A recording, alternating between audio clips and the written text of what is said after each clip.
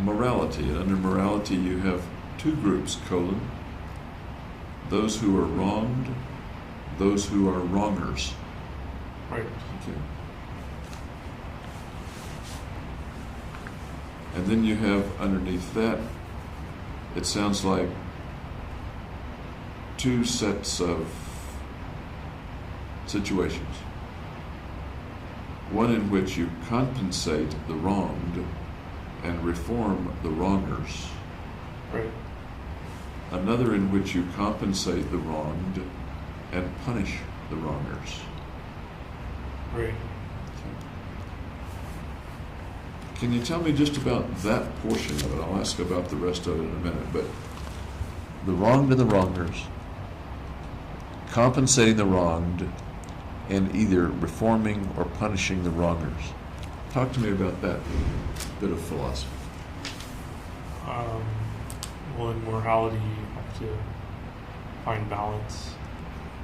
And if a person's wrong, then they have to be compensated for whatever they are wrong. And you want to make the person who wronged them better.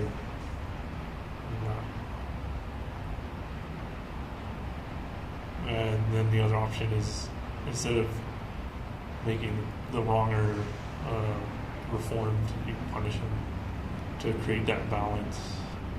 To create the balance of balancing out the wronged and the wronger, and Right. Okay, balancing the world in a sense.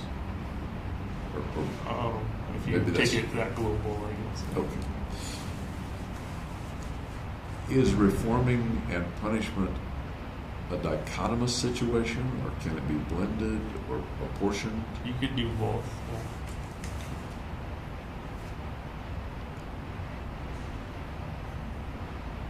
Morality is a huge subject for lots and lots of philosophies. Anything else to this part of morality, what you mean here with regard to morality? I don't think so.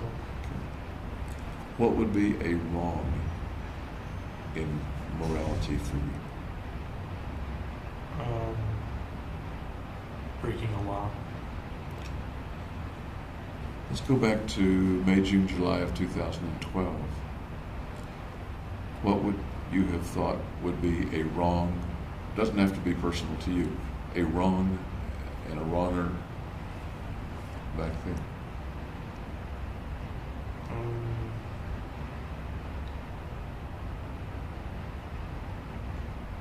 I don't know at that time what I would attribute wrong and wrong to. Do you think you'd think any differently about it than you do now, or not? No, I think now that a person who wrongs is a wronger, and the person who's wronged is. 2.5 years ago, were there people who are wronged and people who are wrongers in general? No, I don't think it defines a person. Okay. How then have you changed in that regard, if you have? Well, I think I'm being treated like a wronger. It's because of being punished with having no freedoms outside of jail. You said punished like a wronger. In that regard, are you a wronger or no? I would say no. And you're not a wronger because? Can you explain that to me? I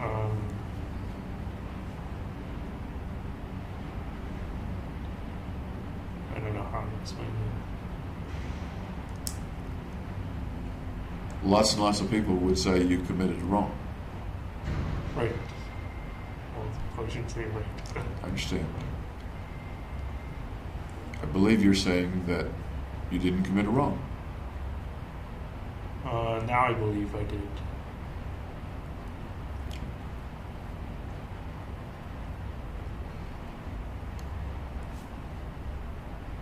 You said that you shouldn't be punished as a wronger, or something like that? The best option is reform. Okay. I want to stick with the punish for right now. Okay. You're being punished like a wronger. I think those were your words. And the implication is that you're not a wronger, but you're being punished. And when I said, are you a wronger? You said, no. Right.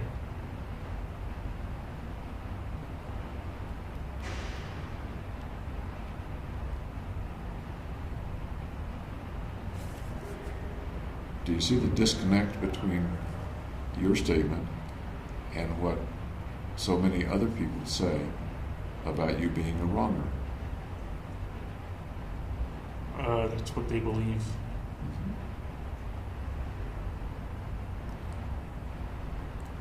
And in what way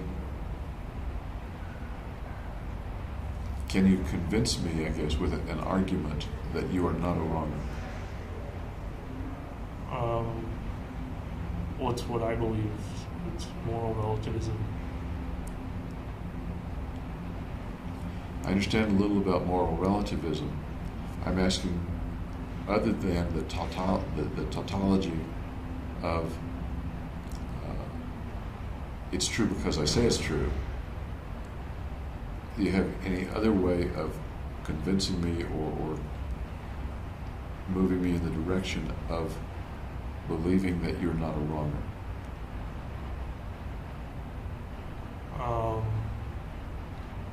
Well, it was only one event. The rest of my life, I was okay. Okay. One event out of many. One day out of many thousands of days Right. that you've lived. Okay. Anything else contribute to your argument to me that you're not a wronger? No. Okay. Would the same principle apply to somebody who robbed a bank one time? Yeah. Would that person deserve a punishment? Let me go back. So that person, on balance, would not be a wronger if the rest of his life was law-abiding?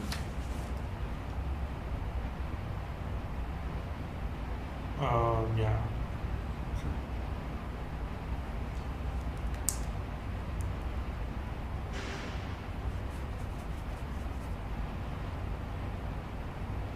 I can understand the concept.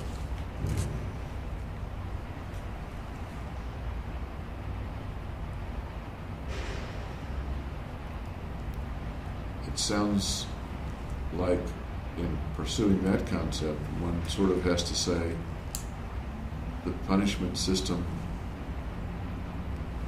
is wrong itself, unless somebody really has been wrong most of the time in their life.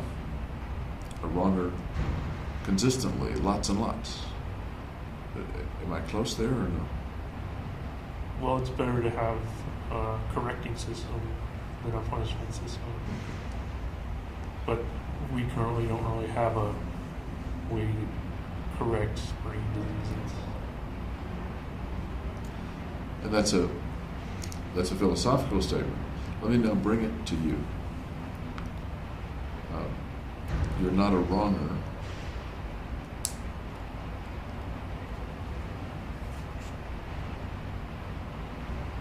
because you say you're not a wronger, because that's your philosophy. Or belief. Or belief. And because you had many, many more good days than bad ones. Right. Only one bad one. Yep. Okay.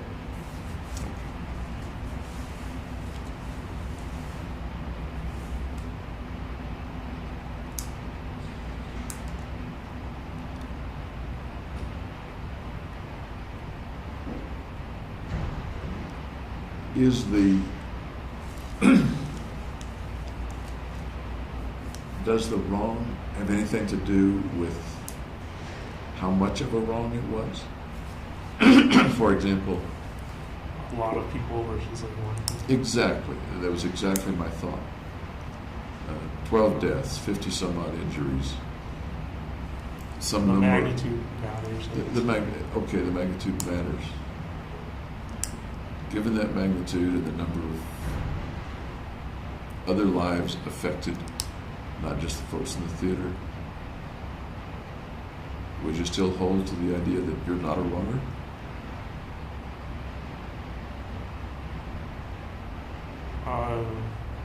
I would say that was selfish, not morally wrong. Okay.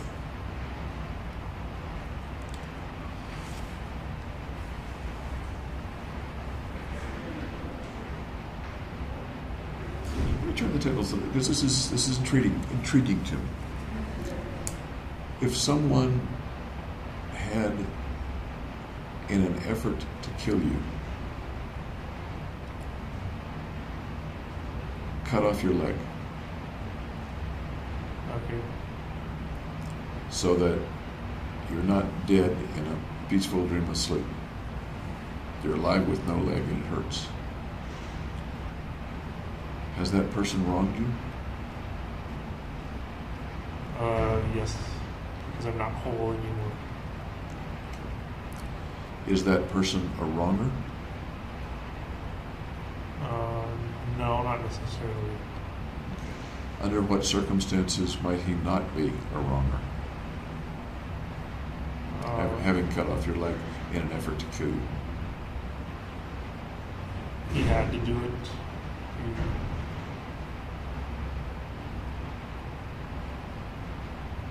He had to do it to what? If he had to cut off my leg for some reason or another, or else there were other consequences to not doing it. What if he was simply trying to kill you and didn't succeed? And he was trying to kill you in order to get a point for himself? What do you mean by a point? The same kind of points that you mean. Value point? Yes.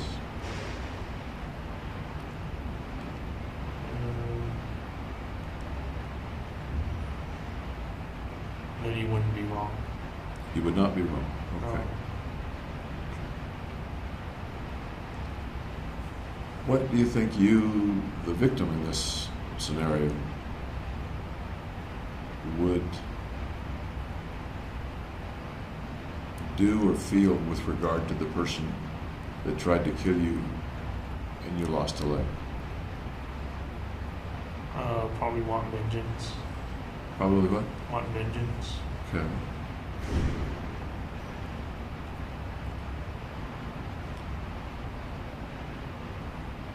Do you think you'd think that he was a wronger?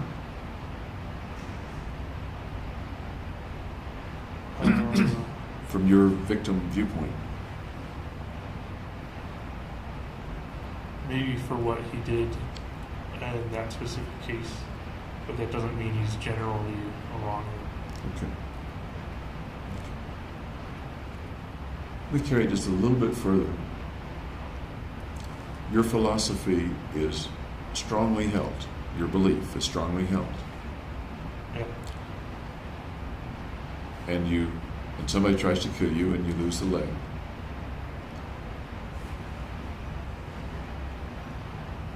Speculating, I guess. Do you think your belief would cause you to look him in the eye and say, I lost the leg, I'm sorry I lost the leg, but you're not a wronger? Why would he apologize? What? Why would he apologize? No, I'm talking about you looking him in the eye and saying, and no matter what, he's being silent. But you hold your belief strongly, as you've described. Do you think you could, realistically speaking, say, you tried to kill me, I lost my leg, but I don't believe you're a wronger? Yeah, I think you can say that. Okay. Reminds me a little bit of the Christian beliefs. In which one of the tests of it is, do you believe it enough to go and be crucified in the Inquisition or something like that? It's reminiscent of other people's strong beliefs. At least my questions are. Okay. I don't know if that makes sense or not. It makes sense to me.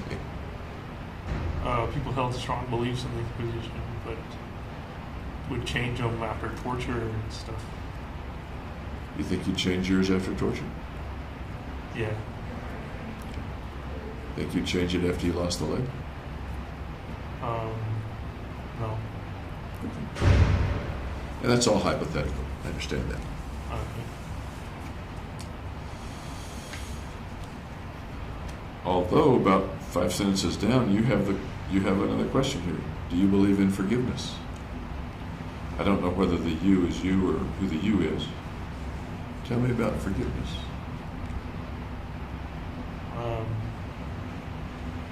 That's where you, I guess, I don't know. I was going to say you forgive somebody, but that's certainly.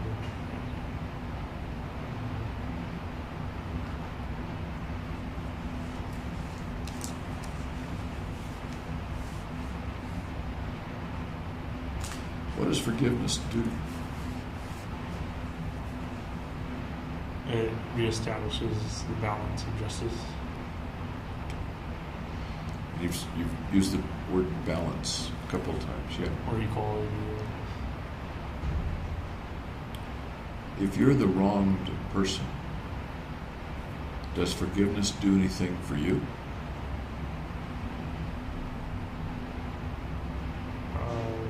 It makes the situation equal again.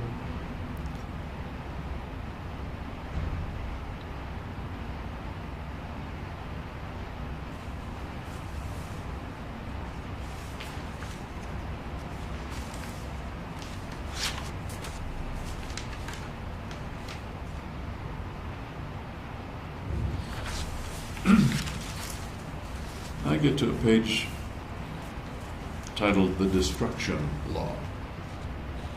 Yeah.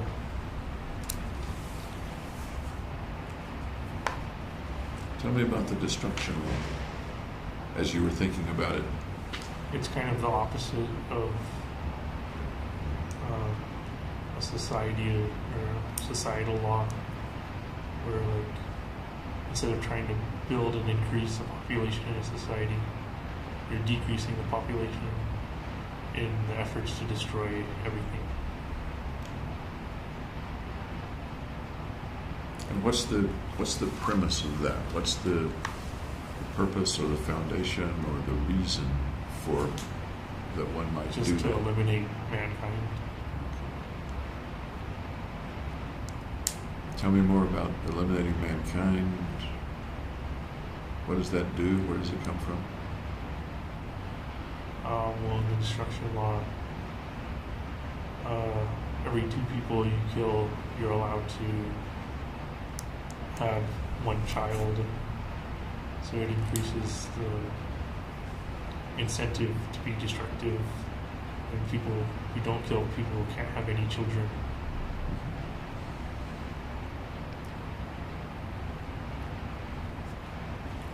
Do you recall kind of the frame of mind or what you were thinking about when you wrote this page? It's kind of like an alternative to nuclear winter.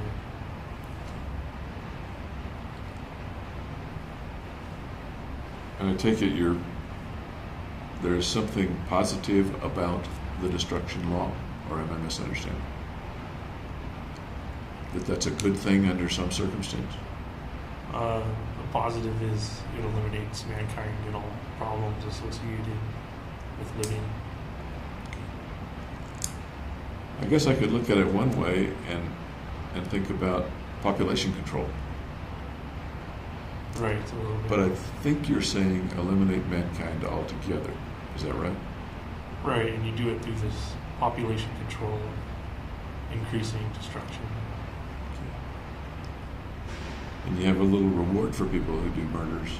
That is, they can have children of their own if they want to. Right. According to what you've written.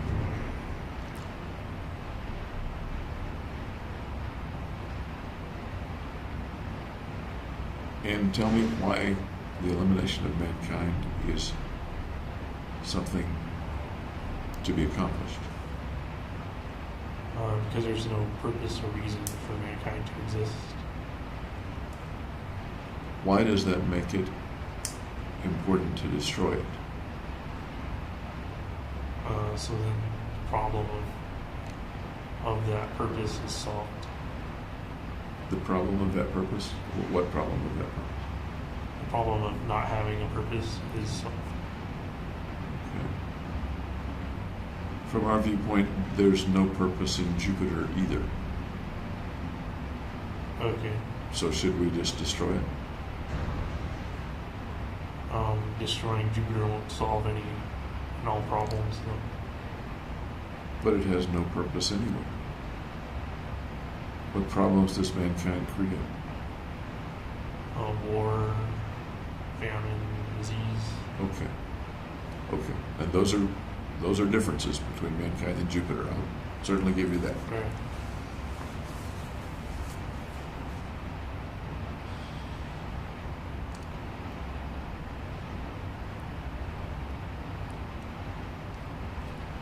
It sounds like you're saying, correct me if I'm wrong, is that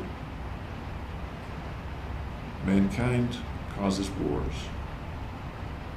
Destroying mankind will end wars. And that's a good thing. Right. Yeah. Are you saying that anyone who's affected by a war is automatically to be destroyed or needs to be destroyed? There are no innocents, if you will, or no benign or neutral or innocent folks involved in the wars?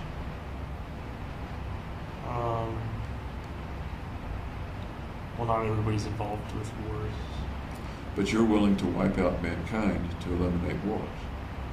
And all the other problems. And all the other problems. What I don't hear you saying is, let's wipe out all the warmongers. Well, it's kind of human nature almost to fall back to wars and violence when there's no solution.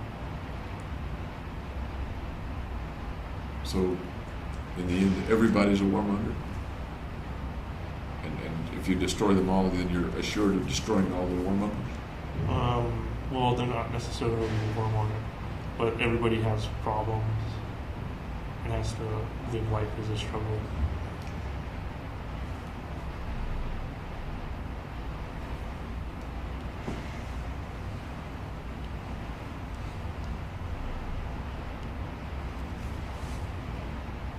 Once again, going back to some of the things we've talked about before, it doesn't sound like you're talking about this as something that you do in anger. No, there's no anger to it.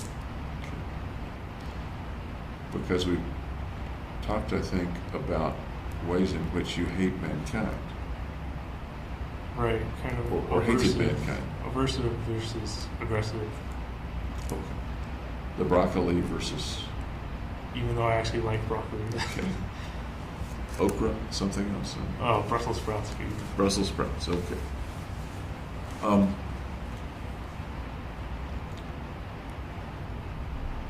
And it's interesting to me, please correct me if I'm wrong, there seems to be a distinct separation and non-relationship between your words, hatred of mankind, which you sometimes describe as aversion to mankind, Yeah.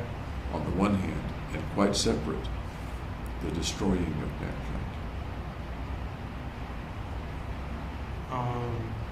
No, destroying doesn't come out of the hatred. I understand. Does the destroying at all, in any way, come out of the aversion or hatred of mankind? Even the aversion, let me use your word aversion, even though we both understand that you've used the word hatred before, but you've said hatred means aversion of, like hatred of Brussels sprouts. Right. If I'm tracking right? Right. Okay. Is there any connection between that concept, which has been with you for a long time, decades, and the wish or need or logic of destroying mankind. There might be some incentive there. I'm sorry? There might be some incentive there.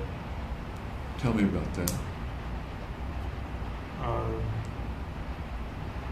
Well, because I'm averse to mankind, I don't want to have to deal with people. So one way is to get rid of them. And we've talked a bit about there are ways to not be around them.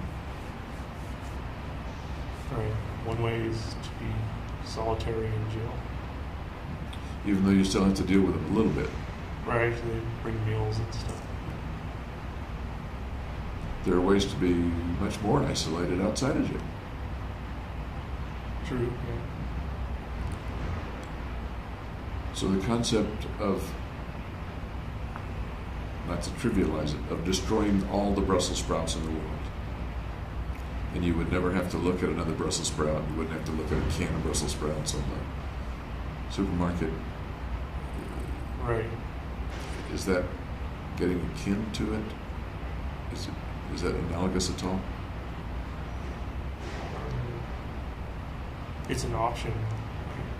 Or am I just making a really, is the analogy pretty much falling apart here? No, that makes sense.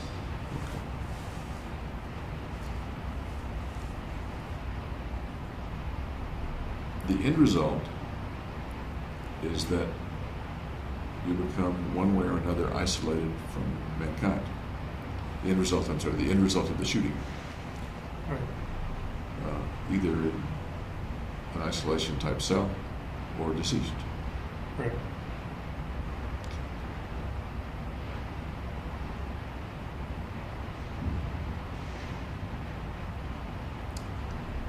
That purpose in the shooting is quite different from another purpose that you've mentioned, and that is to keep yourself from killing yourself. Right, there's two separate things.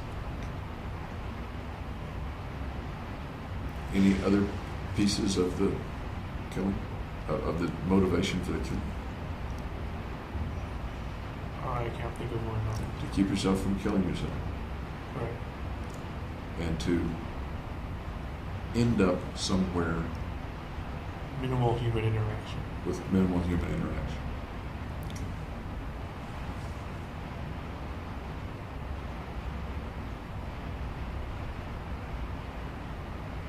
Does it occur to you that they're both kind of selfish motivations?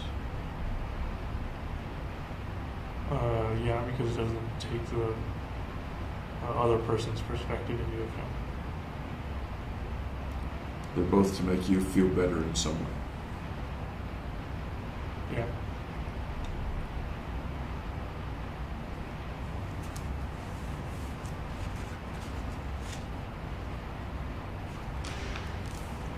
On the same destruction law page,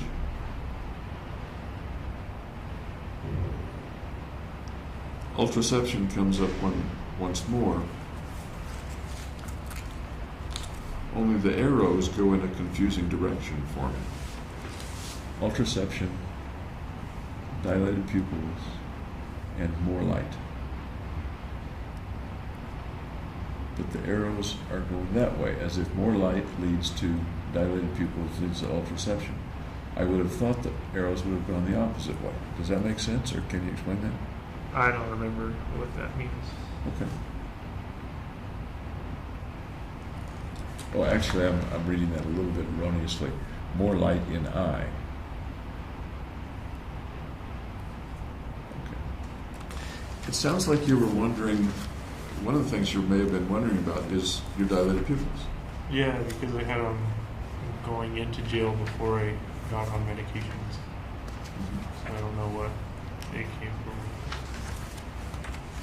I look at your booking photograph. At least I think it's your booking photograph. It's one that they use in the newspaper and stuff like that. with the jumpsuit on and the yellow or orange hair. Your pupils are not particularly dilated in that. Maybe a little bit, but not that much. Roughly where they are today. All right. Just kind of interesting. And by the way, your pulse when I took it was not as fast as it was when you were over at the hospital. Maybe because I'm more used to going to jail. I was going to ask if you feel in some way a little more at ease Could be. in jail, or maybe a little more used to me. Could be that too. Hey, I'm a friendly guy, right? Yeah.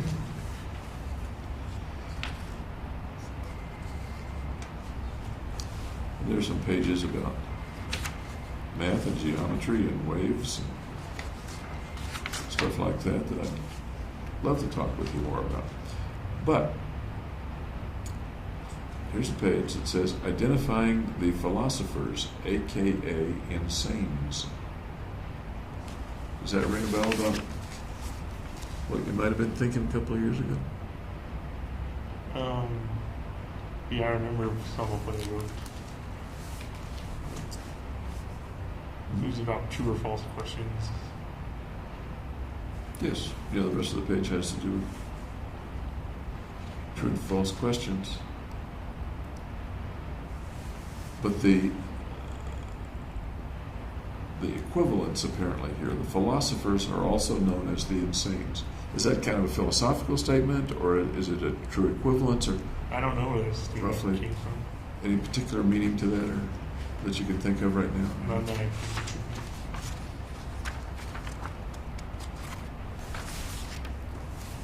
And there's chain theory, which looks interesting. You had calculus. How far did you go in math and calculus? I only took like the medium calculus. Okay. How about physics? Basic physics, like they call it like physics 2A, 2B, 2C. Okay. So like 3 physics courses. Recalling things or reading sense about things like string theory and brain theory? I read a little bit about string theory. Okay. Interesting to you? Does it come to mind when you talk about your chain theory? Yeah, it's pretty much chain theory. Okay. Okay. And here's the poem you were talking about that you wrote apparently after. Yeah, I think You it was went to after the- I was married. Any thought about roughly when you wrote the poem? December. I'm sorry? December. About December, and I'll put a question mark.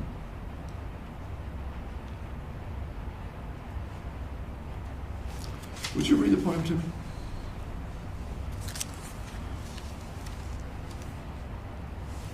But cruel dies of fate, whom sunken lies in wait, the past exceeds escape, to live and love and hate. With destiny I cry, forevermore, forever.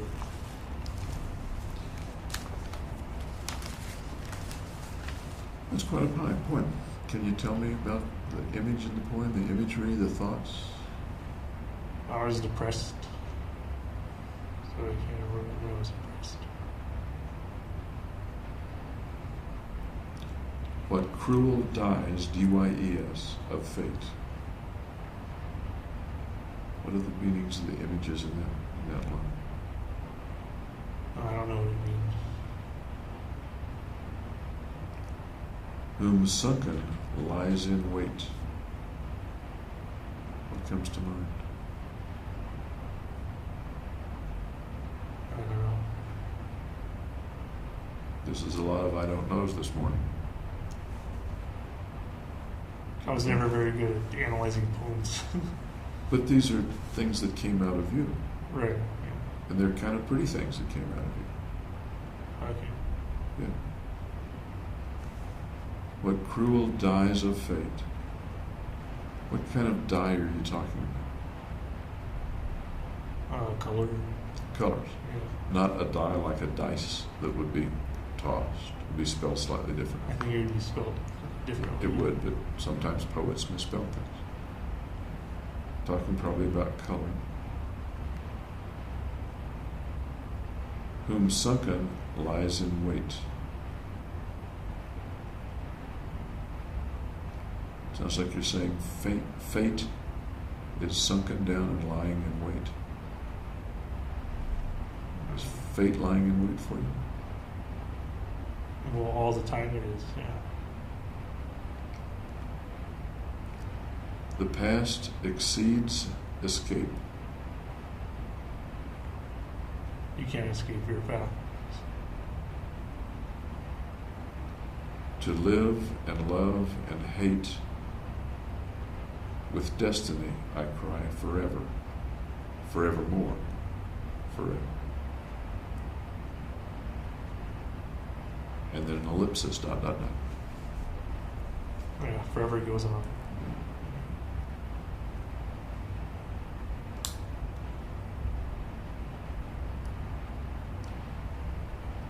To live and love and hate with destiny, I cry forevermore, forever. That's saying something kind of deep and poignant about you.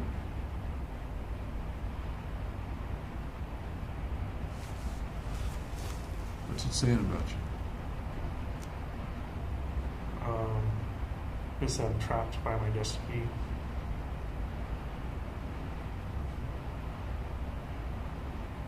What's the picture in your mind? One of sadness. Tell me more. What's the painting? I don't have a mental image of it. What are the feelings? What's the smell? What are the sounds? The sadness, the picture. With destiny I cry forevermore, forever.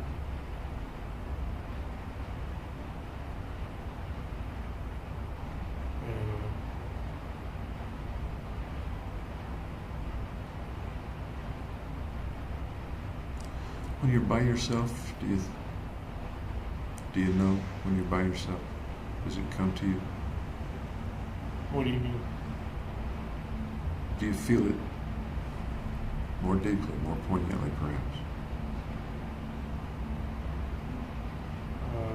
I don't think so. Do you feel the poem? Yeah, it's just one of sadness. It's an expression of sadness.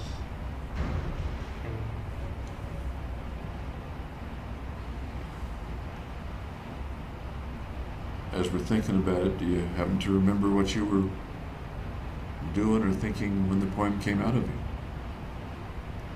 No, I don't remember. Write any other poems? I think I wrote one in the notebook. Okay. Any others, or do you think about them? Not really. I'm a little surprised you don't write. Or I don't write anymore. Yeah. I can figure what's the point of writing. We talked about the photograph and the notebook. To be remembered. I guess Yes. one way writers are remembered, right? Yes, exactly. That's exactly what I was thinking. As ways to be remembered, as legacy. And you indeed mentioned that it's a way for your belief to get out and to exceed your death whenever that may come. Right, I kind of think, why does it even matter if it doesn't happen?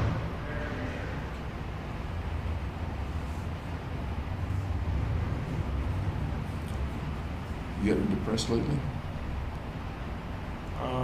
Not lately, no. How are you sleeping?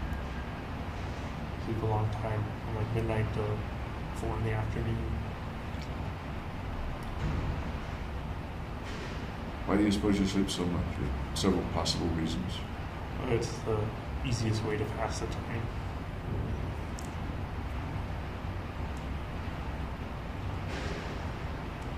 That sounds kind of hopeless to me.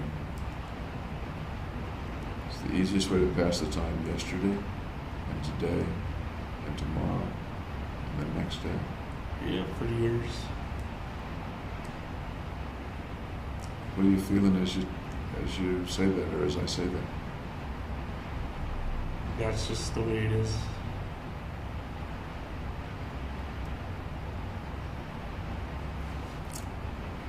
That's the way I'd expect a non-sentient being to experience it. You're a sentient being. Right. My dog experiences his situation because that's the way it is. I think dogs are sentient. My gerbil, I think gerbils are sentient too. my chameleon. I don't know about reptiles. Okay. But you've got more capacity to remember the past, to speculate about the future, to put yourself in different situations. I can't change the future or the past, though. Nobody can. Right. But most people, everybody that I know of, has thoughts and feelings about pasts and futures. Yeah, I have those too. Tell me about some.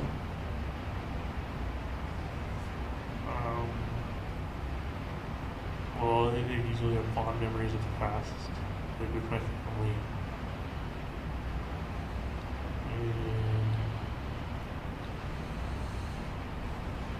not too many fond future memories or suppositions.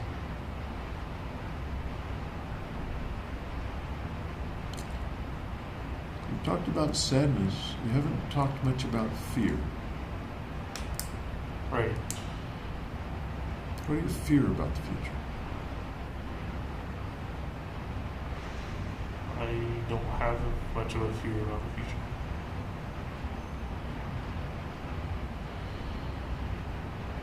Do you fear days in which you sleep from midnight to 4 in the afternoon because there's nothing else to do?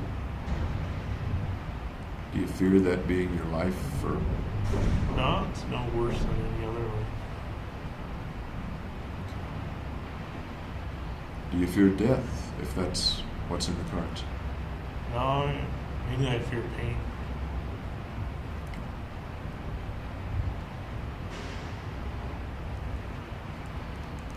You afraid of anything? Pain. Okay.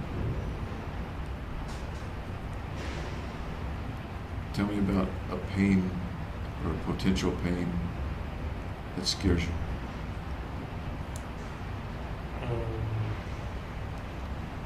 Just suffocation, stabbings.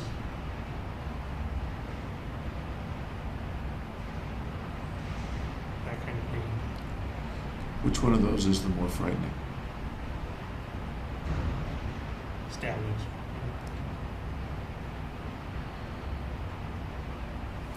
Picture yourself then being stabbed, painfully stabbed, and tell me about that. Walk me through the process.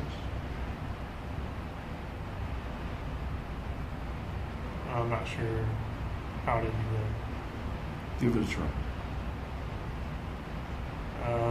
Will I be put in a social situation with other inmates and they'd have a shiv or something and stab me when I was unaware or by surprise?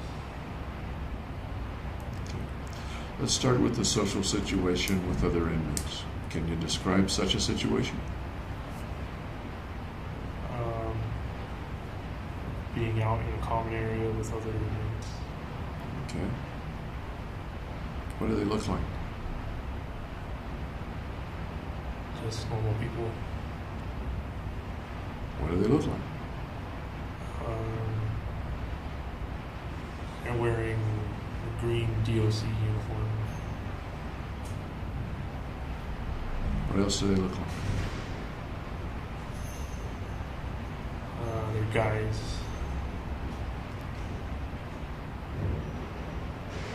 Pick two and describe them carefully to me. One's tall, muscular. I'm sorry? Muscular. Tall, muscular. Another one could be sneaky, small. Now, you're in that room. What are they doing? Just standing around. Then what do they do? Talking to each other. Then what do they do? One talks to me, the other goes around behind my back and stabs me in the back. Tell me exactly what that's like. He's behind you, and then what happens? Go through the whole thing. He pulls out the shit and just stabs me in the back over and over again.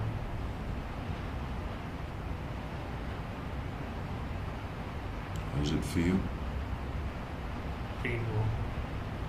In what way? Where's the pain? What's it like? It's a stabbing pain. It's a sharp and quick pain. Go on.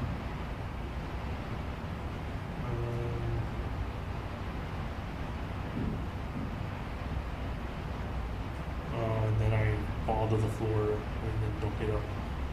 And what? And don't get up.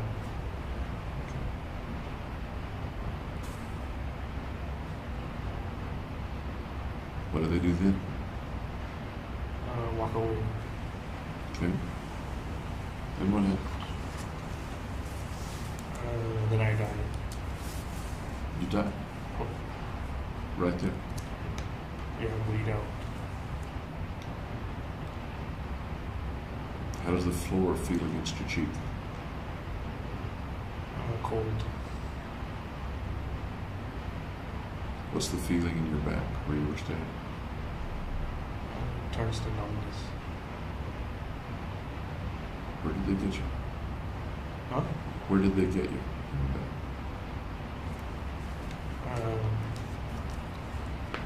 Into the heart.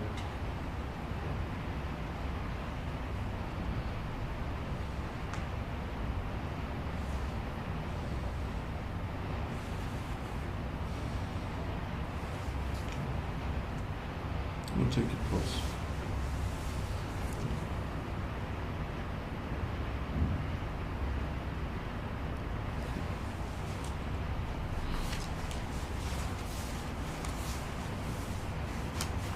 What are your thoughts as you fall to the ground? Feel the cold floor against your cheek and the numb back. No more thoughts. Disappear. Do you realize you're dying? Or that you might die? Yep.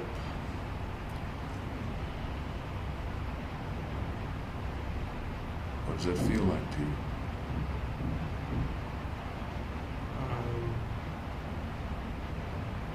When it turns to serenity. Serenity. It's scary? Was it scary when the big guy came to talk to you and you noticed the sneaky guy going around behind you? Yeah. When did it change from scary to serenity? When I'm on the floor and numb all over.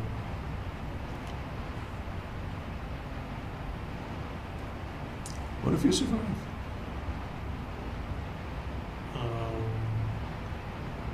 Then I'd probably get moved to a safer section.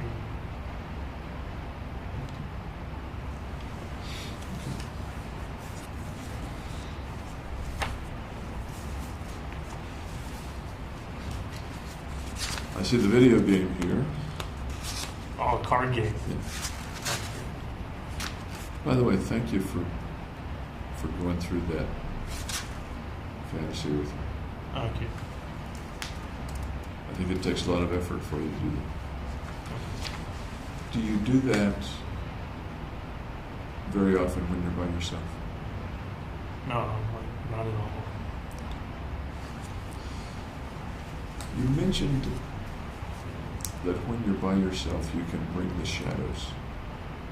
I haven't been able to lately.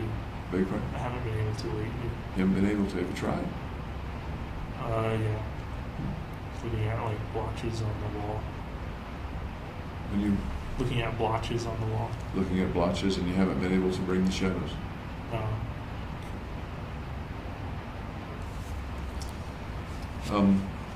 Okay, yeah, the Baron of the land.